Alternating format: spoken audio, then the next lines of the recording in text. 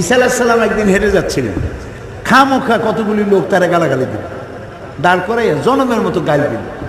ওদের গালাগালি উনি শুনলেন, যখন গালাগালি দেওয়া শেষ হয়ে গেছে, আর এখন দেখে যে যারে গালাগালি দেয় সে কথাই করে, গালাগালি দিতে যখন অস্থির হয়ে গেছে আর গালাগালি দেয় না, ওরা থেমে গেছে।